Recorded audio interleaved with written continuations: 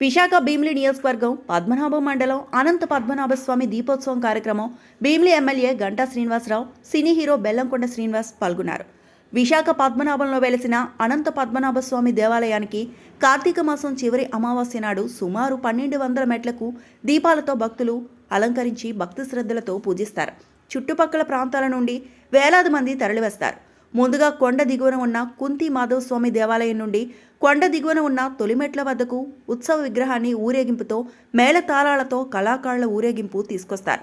తొలి పావంచ వద్దకు తీసుకొచ్చిన ఉత్సవ విగ్రహం వద్ద Bheemili MLA Ganta Srinivasarao, cine hero Bellamkonda Srinivas తొలి దీపం వెలిగించగా అనంతరం భక్తులు మెట్లకు ఇరువైపు ఉన్న దీపాలను వెలిగిస్తారు.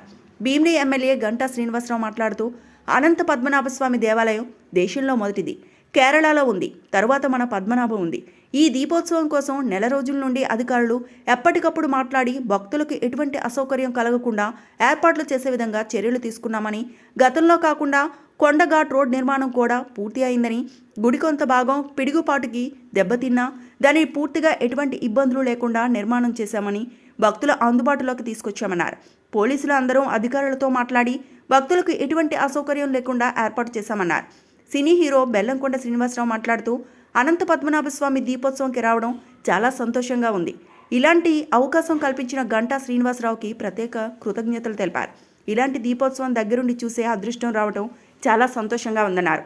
అవకాశం ఉంటే మళ్ళీ వస్తానని అన్నారు. ఇదే విధంగా తెలుగు ప్రేక్షకులను కలవటం సంతోషంగా ఉందన్నారు. త్వరలోనే హైందవ సినిమాతో తెలుగు ప్రేక్షకుల ముందుకి వస్తానని చెప్పారు.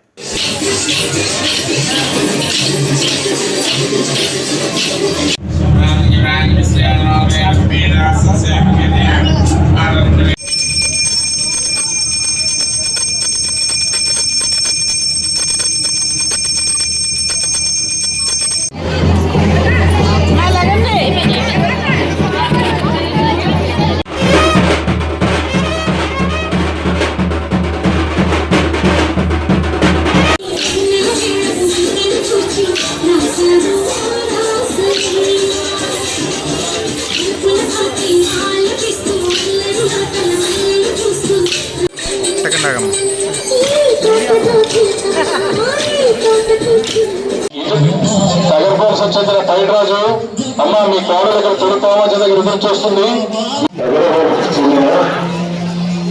పైడిరాజు మీ కోడలు మండలాన్ని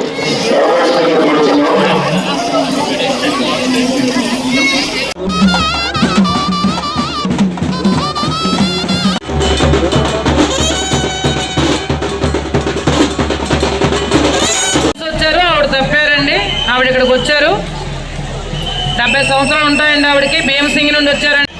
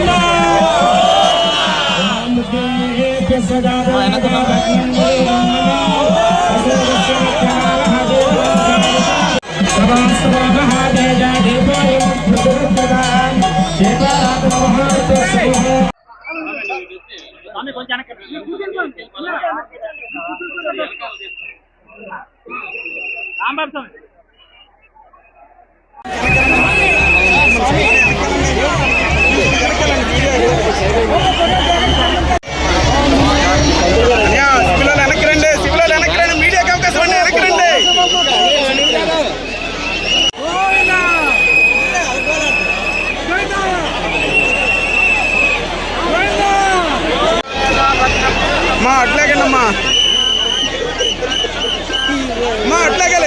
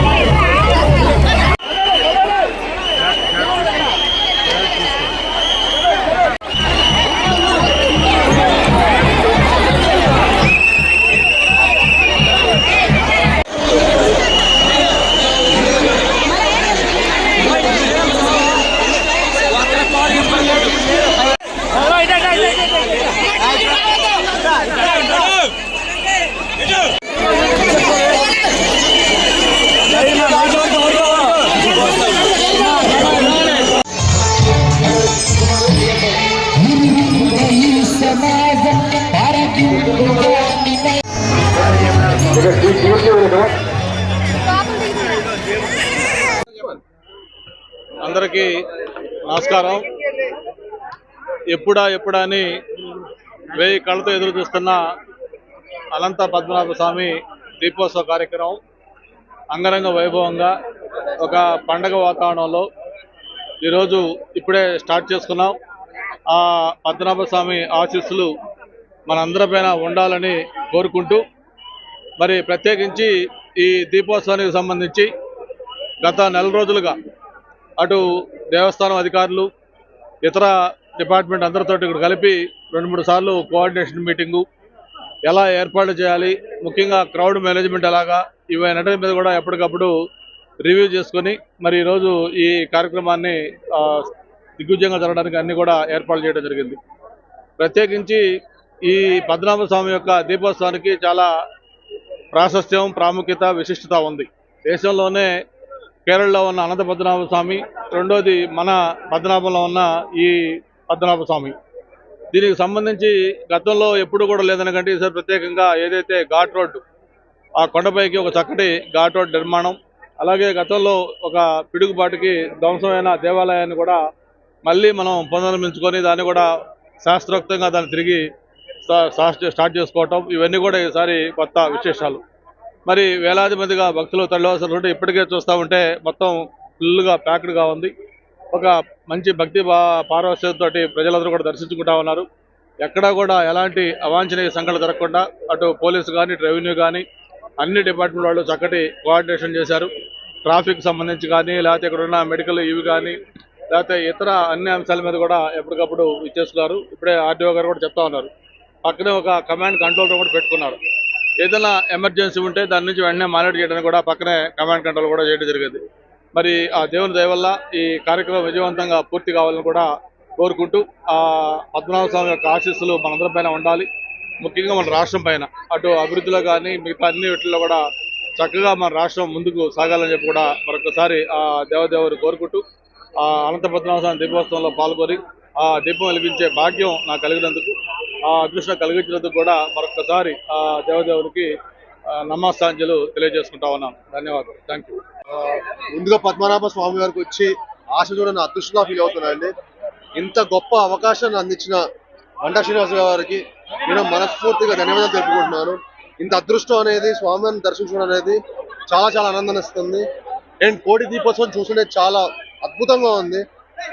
తెలుగు ప్రేక్షకులందరినీ తప్పకుండా వచ్చి ఒక్కసారి అయినా వచ్చి కోటి దీపోత్సవంకి వచ్చి స్వామిని దర్శించుకోవాలని మనస్ఫూర్తిగా కోరుకుంటున్నాను. ఇంత అద్భుతమైన ఎక్స్పీరియన్స్ మళ్ళీ రాదు, ఎక్కడ ఇలాంటిది చూడలేము. సో ఇంత మంచి ఎక్స్పీరియన్స్ తప్పకుండా అందరూ చేయాలని మనస్ఫూర్తిగా కోరుకుంటున్నాను.